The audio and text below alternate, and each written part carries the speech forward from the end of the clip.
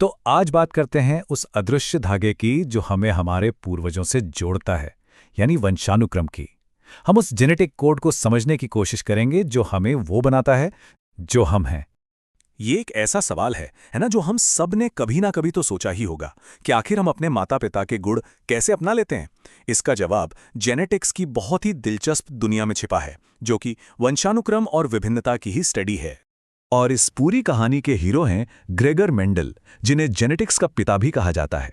कमाल की बात यह है कि उन्होंने विज्ञान की इस बड़ी पहेली को सुलझाया किसी बड़ी लैब में नहीं, बल्कि अपने बगीचे में लगे साधारण से मटर के पौधों के साथ एक्सपेरिमेंट्स करके।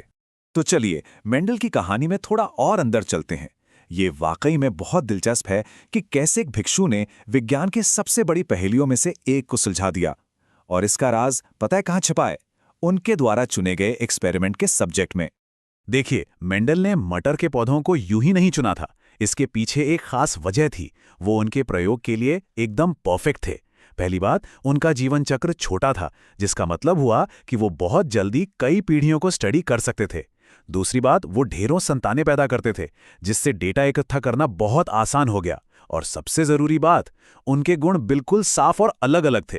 जैसे या तो पौधा लंबा होगा या बौना, बीज या तो गोल होगा या झुर्रीदार, बीच का कुछ नहीं था। इससे पैटर्न्स को पहचानना बहुत आसान हो गया।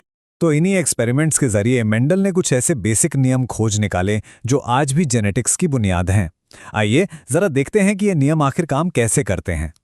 चलिए सबसे पहले समझते हैं जीन को। आखिर ये है क्या? जीन डीएनए का एक छोटा सा हिस्सा है जो किसी एक खास गुण को कंट्रोल करता है। इसको ना एक केक की रेसिपी की तरह समझिए। मतलब रेसिपी यानी जीन ये तय करती है कि केक यानी वो गुण कैसा बनेगा। और अगर जीन एक रेसिपी है, तो एलील क्या हुए? वो हुए उस रेसिपी के अलग अलग वर्जन। जैसे आपके पास चॉकलेट केक की रेसिपी भी हो सकती है और वेनिला केक की भी।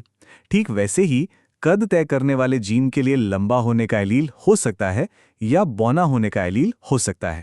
अब यहाँ एक मजेदार बात यह है कि सारे अलील बराबर नहीं होते।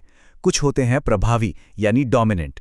इसका सीधा सा मतलब है कि अगर ये मौजूद है तो इनका गुण हमेशा दिखाई देगा।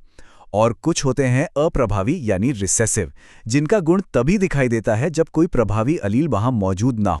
तो मेंडल ने अपने एक्सपेरिमेंट में ठीक यही किया। उन्होंने एक शुद्ध लंबा पौधा लिया जिसके पास लंबे गुण के लिए 2 प्रभावी एलील थे यानी टीटी, और उसका क्रॉस कराया एक शुद्ध बौने पौधे से जिसके पास बौने गुण के लिए 2 अप्रभावी एलील थे यानी टीटी। और नतीजा एकदम चौंकाने वाला था। पहली पीढ़ी में जितने भी पौधे पैदा हुए वो सब के सब लंबे थे। बौनापन जैसे पूरी तरह से गायब ही हो गया था। इससे एक बहुत बड़ा सवाल खड़ा हो गया। अगर सारे पौधे लंबे थे तो वो बौनेपन वाला गुण आखिर गया कहाँ? क्या वो हमेशा के लिए खत्म हो गया था? लेकिन मेंडल ने पाया कि वो गुण गायब हुआ ही नहीं था, बस छिप गया था। जब उन्होंने पहली पीढ़ी के लंबे पौधों का आपस में क्रॉस कराया तो अगली पीढ़ी में बौना गुण फिर से सामने आ गया। इसका मतलब ये था कि वो अप्रभावी एलील अभी भी वही था, बस प्रभावी एलील की वजह से छिपा हुआ था।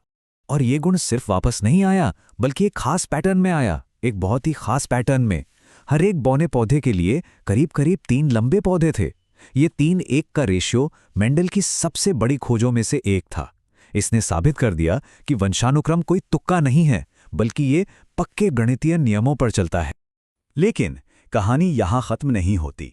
बायोलॉजी, जैसा कि हम जानते हैं, कभी भी इतनी सीधी साधी नहीं होती। मेंडल के नियम तो बुनियाद हैं, पर प्रकृति की कहानी में कुछ बड़े ही दिलचस्प मोड़ भी हैं। जैसे अपूर्ण प्रभाविता को देखिए। मटर में तो एक एलील दूसरे पर पूरी तरह से कह सकते हैं हावी हो जाता था, लेकिन स्नैपड्रैगन फूलों में मामला कुछ और है। जब एक लाल फूल का क्रॉस एक सफ़ेद फूल से किया जाता है तो आपको गुलाबी फूल मिलते हैं।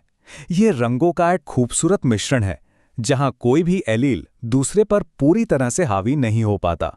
और फिर एक और केस आता है सहप्रभाविता का, और इसका सबसे बढ़िया एग्जाम्पल है हमारा अपना एबीओ ब्लड ग्रुप। यहाँ ए और बी दोनों एलील एक साथ प्रभावी होते हैं। मतलब अगर किसी को एक पेरेंट से ए और दूसरे से बी एलील मिलता है तो कोई एक छिपता नहीं है, दोनों साथ में खुद को दिखाते हैं और ब्लड ग्रुप बन जाता है ए बी। तो अब इन सारे सिद्धांतों को पौधों से उठाकर हम इंसानों पर लागू करके देखते हैं।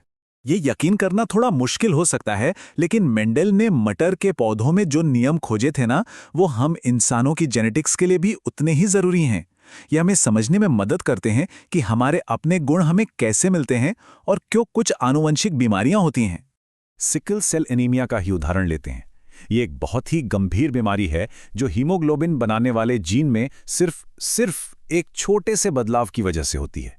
डीएनए कोड में बस एक अक्षर का बदलाव। और ये जरा सा बदलाव कितना बड़ा असर डालता है, ये देखिए। ये हमारी लाल रक्त कोशिकाओं का आकार गोल डिस्क से बदलकर एक कठोर दरांती जैसा बना देता है। ये बदली हुई कोशिकाएं खून की नसों को जाम कर सकती हैं, जिससे बहुत दर्द और दूसरी गंभीर स्वास्थ्य समस्याएं होती हैं। तो सवाल ये है कि ये सब जानना इतना जरूरी क्यों है? देखिए, बात सीधी सी है। हमारे जेनेटिक ब्लूप्रिंट को समझकर ही हम सिकल सेल अनीमिया जैसी हजारों बीमारियों को बेहतर ढंग से समझ सकते हैं, उन्हें मैनेज कर सकते हैं।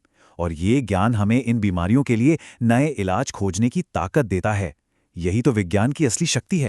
एक साधारण से मटर के पौधे से लेकर इंसानी जीनोम की उलझी हुई दुनिया तक, वंशानुक्रम के सिद्धांत हमें हमारी अपनी बायोलॉजिकल कहानी को समझने की एक चाबी देते हैं। और ये एक ऐसी कहानी है जो अभी भी लिखी जा रही है।